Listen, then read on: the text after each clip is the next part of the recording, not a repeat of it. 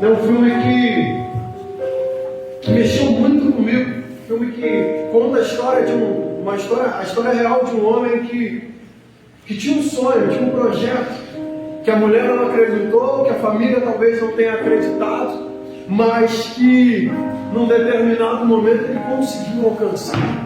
E no final do filme, essa ali é a imagem que ele mostra. Ele fala: esse tempo, esse momento da minha vida, essa forma, esse instante onde eu consegui ver tudo realizado. Muitas das vezes é difícil, muitas das vezes é complicado, são lutas, batalhas, são situações adversas que nós enfrentamos a cada dia. Só que se nós perseverarmos, nós alcançaremos. E quantos de nós já não começamos algo e num determinado momento paramos, começamos um curso e desistimos no meio do caminho.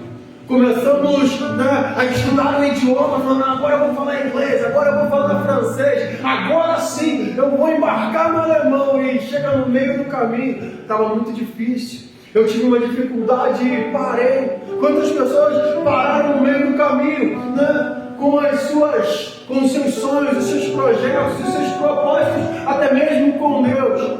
Alguém já disse que nós somos muito bons de iniciativas,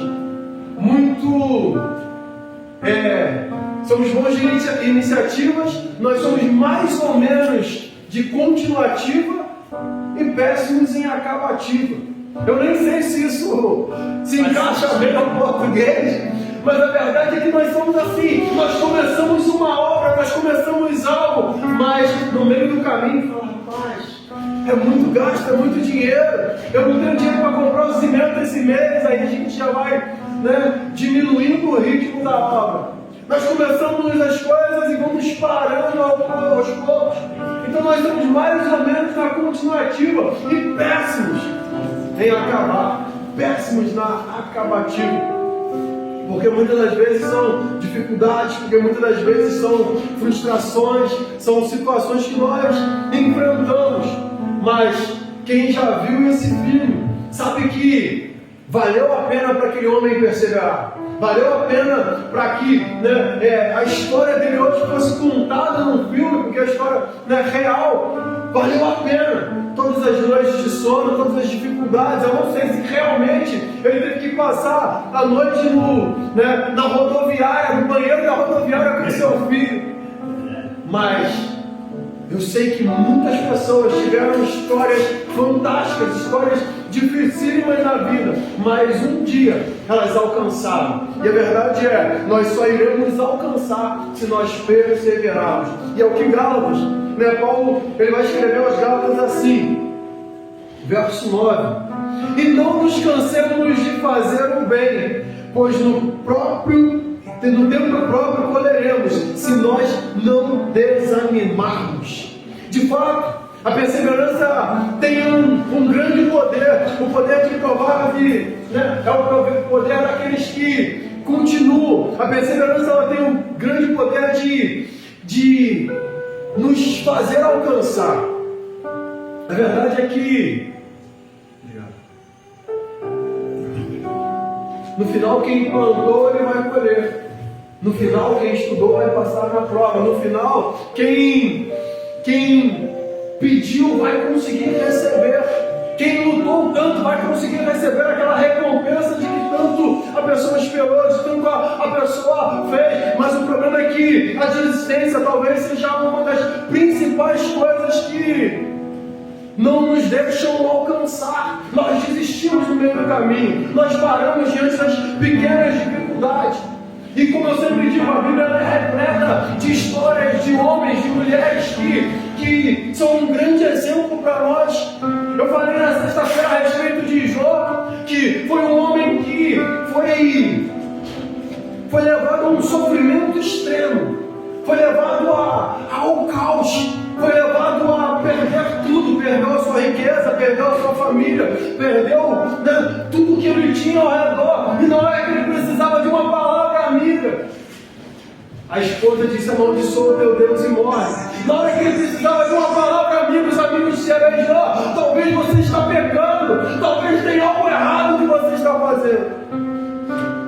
aquele homem ele perseverou, e no final ele pode ter a recompensa, no final ele pode ser, né, restituído em tudo o quanto Deus tinha para fazer na vida dele, foi restituído em tudo aquilo que ele perdeu. Mas foi um homem que perseverou, independente dos sofrimentos, independente das perdas materiais.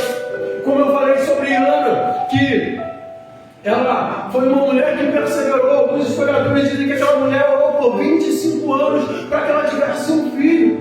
Orou por 25 anos, perseverou por 25 anos, dizendo: Senhor, eu quero um filho. Ela era atribulada pela a outra mulher do marido. Talvez ela era, né, as pessoas olhavam para ela na esquina, olhavam para ela na cidade e diziam assim: ei, não vai dar certo, você é estéril. Todas as mulheres aqui têm filho, cadê o seu nos seus braços? Na hora que ela olhava a criancinha brincando com a mãe na praça, talvez o coração dela ardia. Mas ela perseverou por anos e anos, orando ao Senhor, pedindo ao Senhor para que ela pudesse alcançar o sonho de carregar o filho nos braços, o sonho de poder ouvir o choro na madrugada e acordar. Que talvez muitas mães, de novo, acordou de novo, tem que dar mamar de novo. Mas aquela mulher falava assim: queria eu ter essa oportunidade de acordar na madrugada e poder amamentar o meu filho. Queria eu ter essa oportunidade de estar, né, me entregando agora, às 5 horas da manhã, para trocar uma fralda fedorenta. Talvez aquela mulher só sonhava com isso, e tantas mulheres hoje sonham em ser mães. Tantas mulheres perderam, né, talvez não tem essa oportunidade, mas sonham.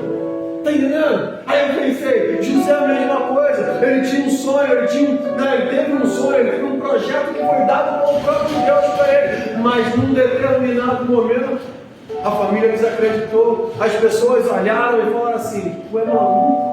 Como é que você acha que você vai ser maior que os seus pais, maior do que os seus irmãos? Você é o menor da casa, você é o mais fraco. Talvez as pessoas olhem e digam assim: você é o mais burro. Talvez as pessoas olhem e falem assim: mas você nunca vai alcançar, para você não dá. Olha onde você cresceu, olha qual bairro você cresceu, olha só ao seu redor. Como nós fazemos na peça aqui, e a mãe olha para o menino e fala assim: olha ali, ó, nós moramos numa favela. Olha lá o seu pai é um cachaceiro, eu trabalho o dia todo para sustentar a casa.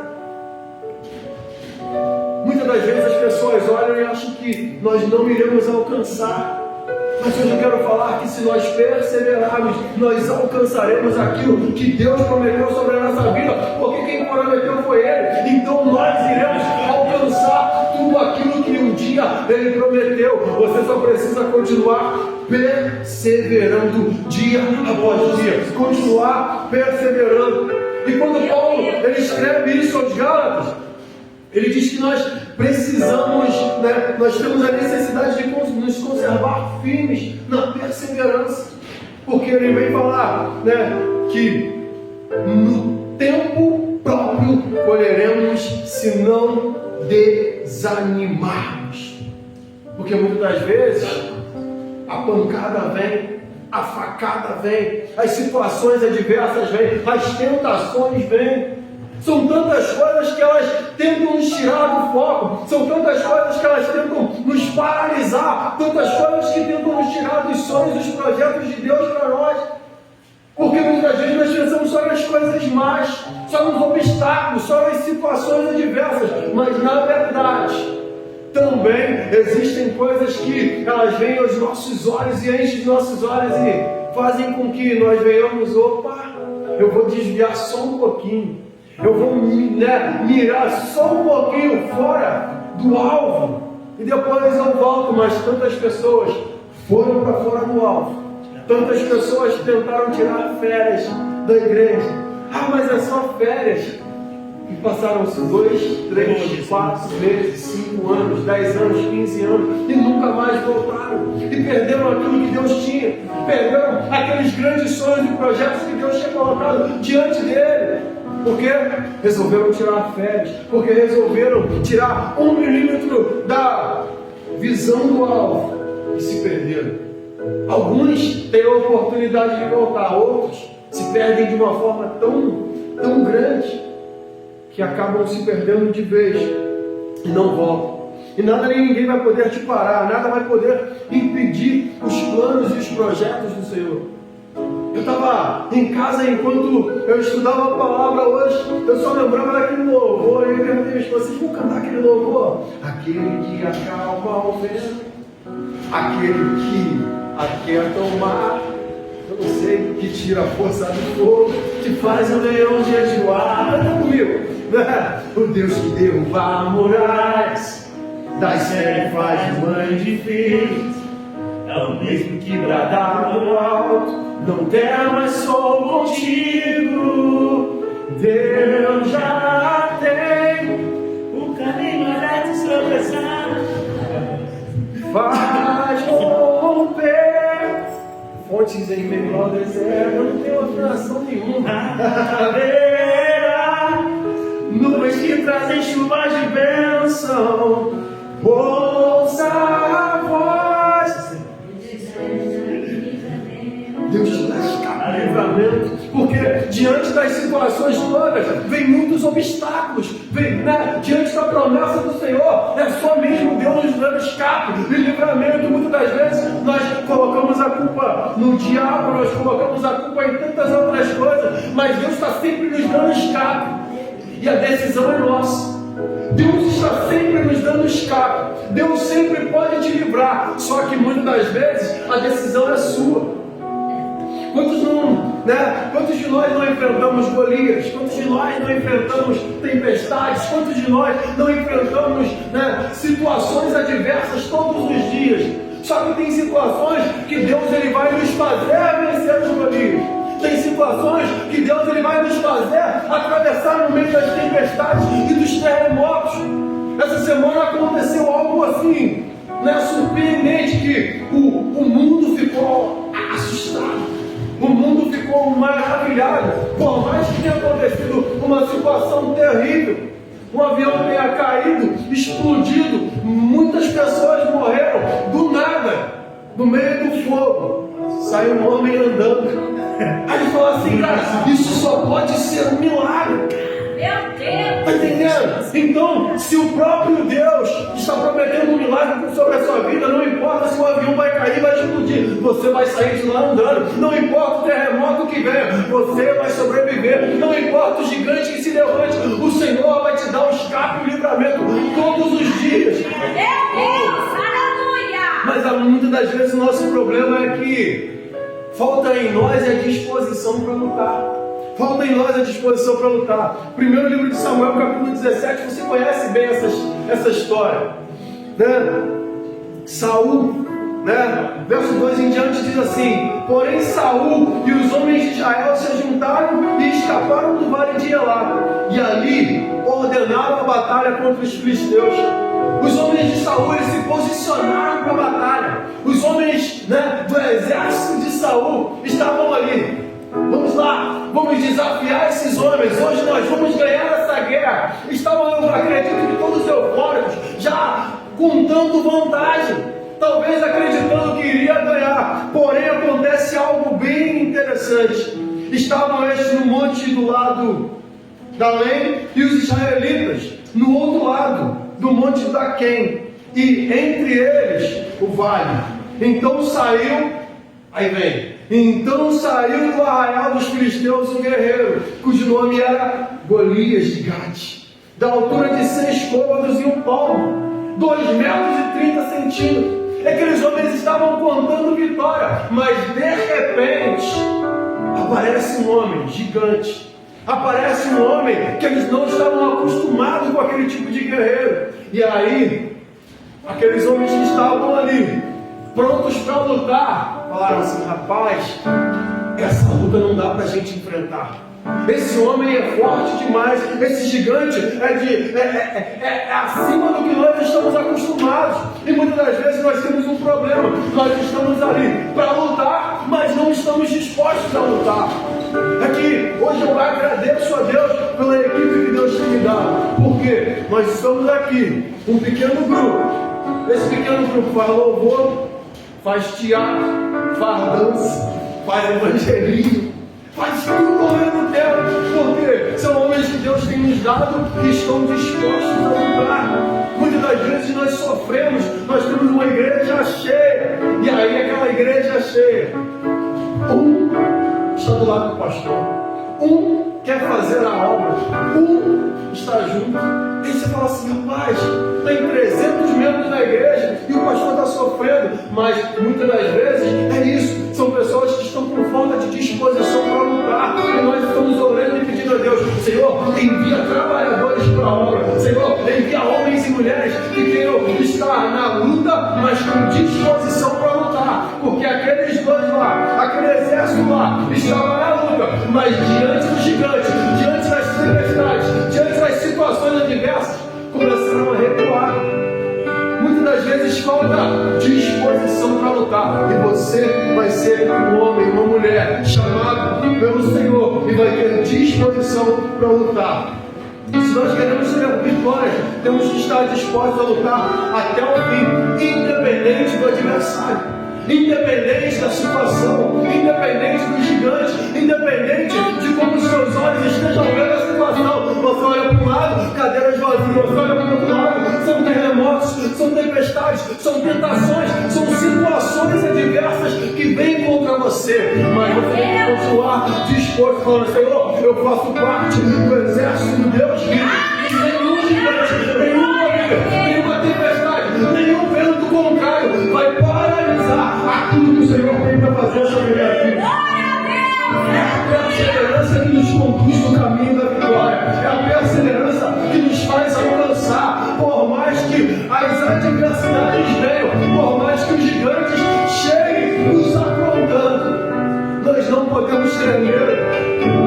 Nós somos do tamanho dos nossos sonhos e conquistamos à medida da nossa perseverança. O medo muitas das vezes paralisa. O segundo obstáculo que nós temos é esse, exatamente o medo. O verso 11 diz assim, ouvindo Saul e todo Israel estas palavras, as palavras dos gigantes, espantaram-se e temeram. Nós não podemos nos acovardar diante dos gigantes. Duas coisas começaram a assustar os soldados: a palavra do inimigo. Só que sempre que eu vejo uma palavra contrária, eu falo às pessoas que peraí, nós temos um péssimo hábito, nós temos um problema seríssimo. Existem milhares de promessas na palavra para nos manter de pé. Existem milhares de promessas de Deus para as nossas vidas, mas nós escolhemos ouvir a voz do vizinho. Nós escolhemos ouvir a voz daquela pessoa que não acredita em você. Nós escolhemos ouvir a voz do inimigo dizendo, você vai cair de novo, você vai falhar de novo, você vai perder de novo.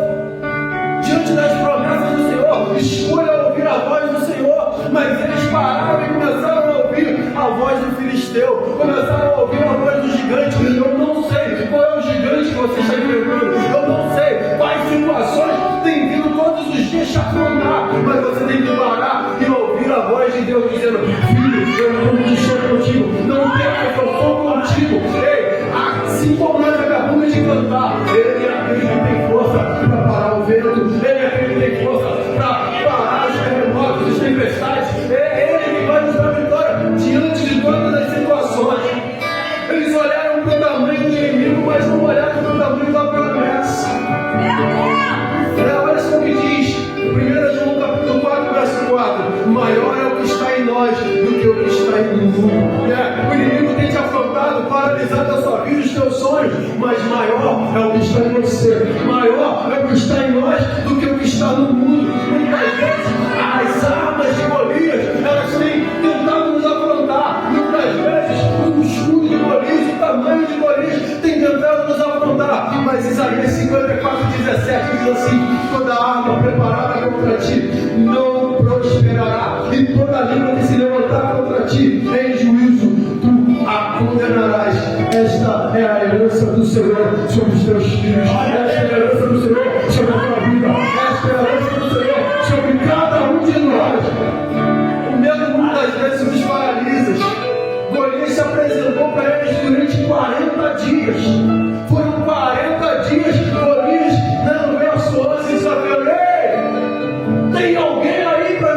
desafiar? Tem alguém aí para batalhar comigo? Se eu vencer, todo esse exército aqui vai dominar vocês. Mas se esse homem aí me vencer, nós seremos escravos teus. 40 dias o inimigo desafiando. Quanto tempo o inimigo tem te desafiado? Quanto tempo o inimigo está batendo na tua porta e você está lá amedrontado, escondido? Foram 40 dias que esses homens ficaram parados, afrontados, estagnados. 40 dias que esses homens estavam ali desesperados, porque apareceu um gigante, porque apareceu um homem. Não temos diante dos gigantes que você tem que enfrentar. Não temos diante das situações que você tem que enfrentar todos os dias. Maior é o que está em nós do que o que está no mundo. A perseverança tem o poder de fazer gigantes caírem. Né? Em tempos de guerra, nunca pare de lutar. Não baste aguardar. O escape descansa, a recompensa. A verdade é essa. Em tempos de guerra, nós não podemos parar. Em tempos de dificuldade, nós não podemos parar. Muitas das vezes, as situações, elas vão vir contra nós. Nós vamos vencer um gigante. E isso não significa que nós vencemos tudo. Significa que pode vir um gigante maior. Porque nós já estamos habilitados a provas maiores. Nós já estamos habilitados para subir de nível e alcançar coisas ainda maiores dele. Então, muitas das vezes, um gigante que você vencer significa que daqui a pouco você terá que vencer 2, 3 outros gigantes. E talvez seja numa só batalha. Em tempos nunca pare de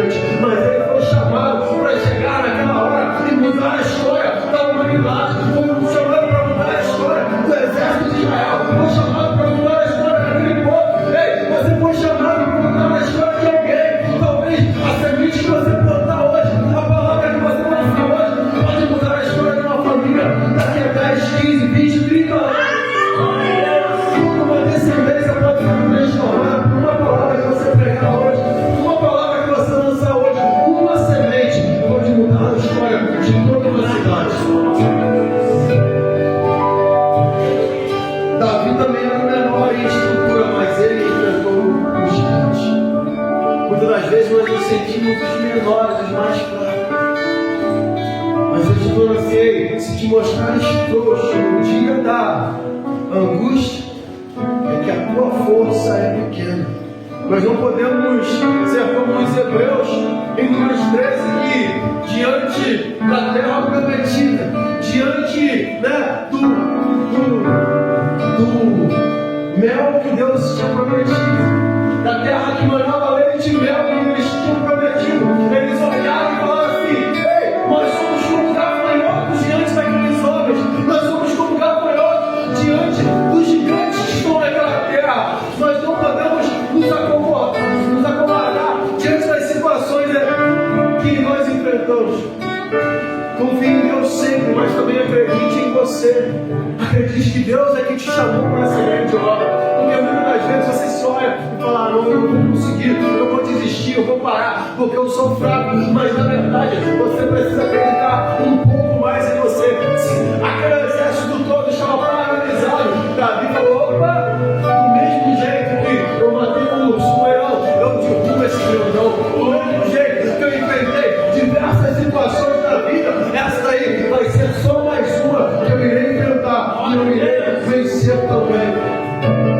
No segundo livro de Samuel, Davi ele faz uma reunião e ele começa a dizer a respeito dos seus maiores valentes. Davi agora já era um rei, Davi agora já era alguém que tinha vencido diversas batalhas, mas além de vencer a batalha, ele fez homens que transformaram o ambiente onde ele andava. Porque se Davi matou um gigante, seus homens mataram vários. Se Davi fez grandes coisas, aqueles homens que ele treinou fizeram coisas ainda maiores. Segundo Samuel capítulo 23, conta a história de 3 homens que Davi conta como os principais dos seus 30 homens. E o primeiro deles, no verso 8, diz que José de Bacebete, esse homem com uma lança, ele feriu 800 homens em uma batalha. Muitas das vezes nós achamos assim: mas eu não tenho nada. Mas esse homem com apenas uma lança, ele vai para a batalha e fere 800 homens. Ele mata 800 homens em uma batalha com uma lança. E muitas das vezes você fala assim: poxa, mas eu não tenho nada. Eu não sei cantar, mas eu juro bem. Mas muitas das vezes o que você tem é a sua voz. Então usa a sua voz para cantar, usa a sua voz para adorar, usa a sua voz para louvar, usa a sua voz para pregar. Ei, talvez você não tenha força física, mas talvez Deus esteja te dando letras para escrever. Você vai escrever pregações, você vai escrever canções, você vai escrever louvores que vão mudar a história. Você vai escrever um livro que vai transformar a história de sociedade, de pessoas que vão falar assim: eu fui impactado pelo que você escreveu. Então muitas das vezes você só tem um dom, só tem uma lança, mas milhares de pessoas serão alcançadas, milhares de pessoas serão transformadas por uma lança, por um dom. O segundo homem que Davi ele cita é o tal de Eliasaf, verso 9. Esse homem ele enfrentou todo um exército filisteu ao lado de Davi. O exército filisteu invadiu a terra. Davi e aquele homem, eles continuam lutando. E acontece de que no final a espada ficou pegada na mão daquele homem. Alguns dizem que deu uma cãibra e ele não conseguia largar a espada. Se existe algo que nós precisamos nos apegar, é exatamente nisso. Nos apegar à espada, nos apegar à palavra. Diante das batalhas, diante das guerras, diante das situações que nós enfrentamos, é na palavra que nós vamos vencer. É nos apegando à espada para que nós possamos vencer o exército inimigo, para que nós possamos viver aquilo que Deus falou. E o interessante é, esse homem, ele não para diante das adversidades. Ele não abandona Davi sozinho e fala: eu vou fugir. Mas são os dois que estão lutando, guerreando, e nada paralisa o que aquele homem tinha como objetivo de vencer aquela batalha até a sua mão ficar apegada à espada. O terceiro homem que Davi cita é Samar. Esse homem ele vendeu um campo de lentilhas. Quem comeu lentilha esse mês aqui? Meu? Aí, viu?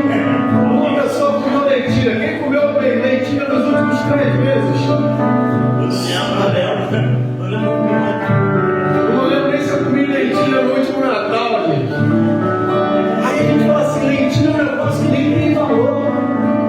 lentilha é um negócio que não serve para nada. A gente come uma vez no ano, quando come, né, nas épocas festivas de Natal. O que acontece? Você fala assim, rapaz, todo o povo fugiu.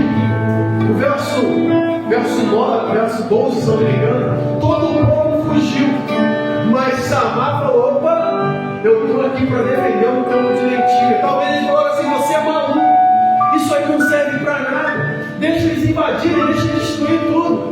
Mas ele, eu tenho um objetivo, eu tenho um chamado, eu tenho uma função, eu tenho algo a fazer, e é defender isso aqui.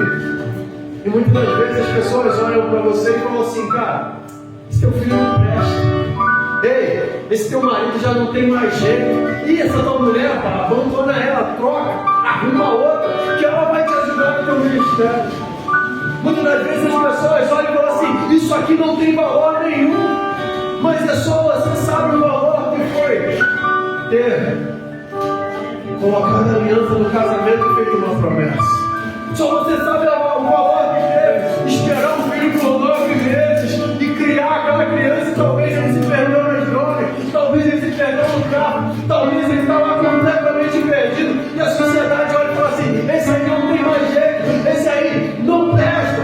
Mas você fala assim, para mim ainda tem jeito, para mim ainda tem valor. Ei, por mais que as pessoas olhassem para aquele campo de lentilhas e falassem assim, para nem como lentilha. Você precisa olhar para aquilo que Deus te confiou e falar assim, não, para mim é precioso, eu vou continuar batalhando, por mais que os outros tenham fugido, por mais que as situações, né, tenham ficado complexas para mim, eu vou continuar lutando e alcançando aquilo que Deus falou para eu fazer. Eu vou continuar batalhando por essa igreja, eu vou continuar batalhando por esse ministério, eu vou continuar batalhando pelos meus sonhos, pelos meus filhos, pelo meu casamento, por mais que para outros não tenha valor. Aí eu penso, esses 3 homens, é aqui que eu quero falar do poder da unidade. Porque eram 3 homens que sabiam lutar, eram 3 homens que sabiam se virar na batalha.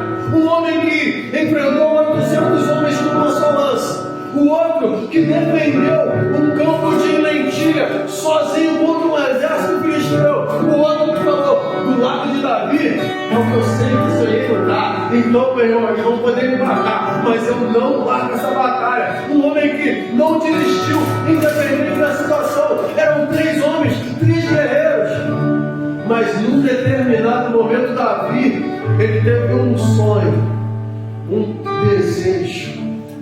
Ele fala, quem me dera beber da água da fonte que desce lá no campo dos filisteus. Aí a Bíblia vai dizer assim, então, verso 16, então aqueles 3 poderosos romperam pelo arraial dos filisteus e tiraram água da cisterna de Belém, que está junto à porta, e tomaram e a trouxeram a Davi. Porém Davi, ele não quis beber, mas derramou perante o Senhor. Esses caras entendiam que eles eram grandes homens, poderosos, assim como a Bíblia diz. Mas eles falaram assim, se nós nos unirmos, nós iremos cumprir a vontade de Deus na terra. E foi o que o nosso amado irmão Elvis falou. A igreja, ela precisa ter comunhão. A igreja precisa entender que nós não estamos aqui disputando quem é melhor, se eu sou isso, se eu sou aquilo, se eu sou mais santo. Mas a igreja precisa estar unida em comunhão e entendendo. Nós vivemos por um só propósito. É agradar a vontade do Rei, é agradar a vontade do Deus Todo-Poderoso, é pregar o Evangelho e resgatar a vida.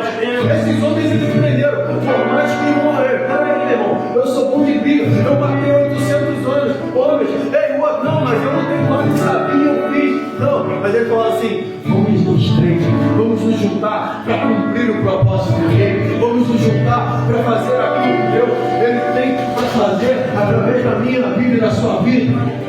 Aqueles homens falaram, Senhor, o poder da unidade vai fazer toda a diferença. Então é um por todos e todos pelo propósito do Rei, todos pelo propósito de Deus Todo-Poderoso.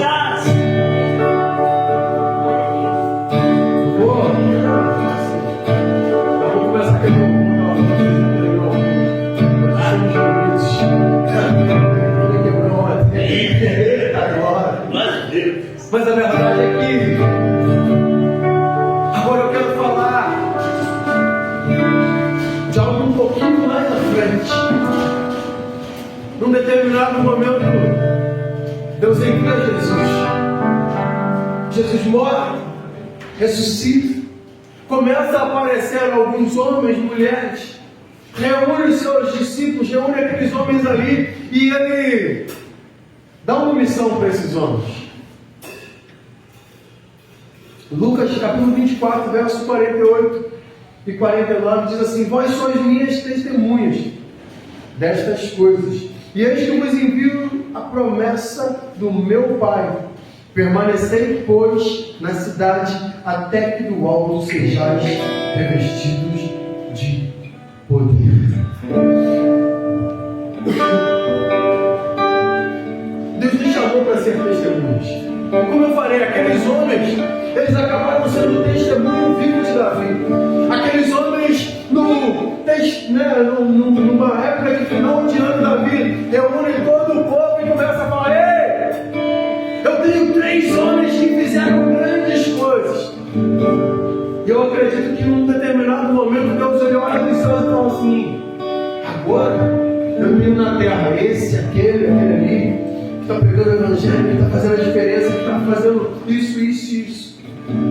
Porque foi a ordem que Jesus deixou para os seus discípulos. E essa ordem ela vem se estendendo até nós que também somos discípulos, que também somos chamados. Aí ele vem falar assim: permanecei, pois, em Jerusalém, ficai, pois, na cidade, até que do alto sejais revestidos de poder. Nós estamos falando de perseverança. A missão continua. As situações diversas elas vêm. Tantas outras coisas elas vão vir nos parar. Só que quando você vai ver o que acontece em Atos 2, ao cumprir-se o dia de Pentecostes, estavam todos reunidos, mantendo-se diante da palavra que Jesus tinha dado para eles. Ficai, pois, em Jerusalém, até que do alto sejais revestidos de poder. Ficai, pois, em Jerusalém, até que do alto sejais revestidos de poder. Aqueles homens, eles perseveravam. Aqueles homens, eles continuavam vivendo os sonhos dos projetos do Senhor, independente das perseguições, independente das situações adversas, independente das situações contrárias que eles estavam vivendo. Eles falaram assim: nós precisamos permanecer em Jerusalém, nós precisamos permanecer vivendo aquilo que Ele mandou que vivêssemos. E nós estamos aqui hoje, reunidos. E nós vamos permanecer até que no alto sejamos revestidos de poder. Nós estamos reunidos e nós vamos permanecer vivendo os sonhos, os projetos, os planos do Senhor. Eu quero te chamar para se colocar de pé. Eu quero dizer que Deus tem algo para fazer sobre a nossa vida, sobre a nossa história. Hoje é um dia especial, um dia de festa. E você vai dizer: permaneça na permissão, permaneça aonde eu te chamei para estar. Continue vivendo os meus sonhos, os meus projetos, os meus planos, os meus planos, as situações adversas que elas venham. Não desista, não pare, siga em frente, continue vivendo tudo aquilo que você está vivendo.